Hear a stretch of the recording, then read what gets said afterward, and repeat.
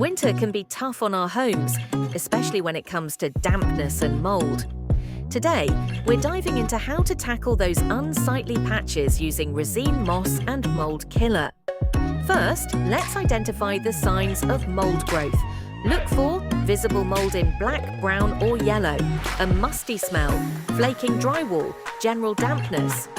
Removing mould can seem daunting, but it boils down to 4 key steps: removal and disposal, killing mould, encapsulation, reconstruction.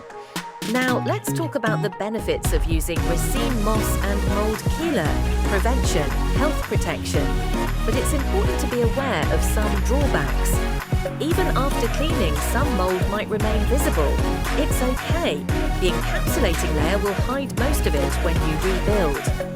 While chemical solutions are effective, they're not the only option.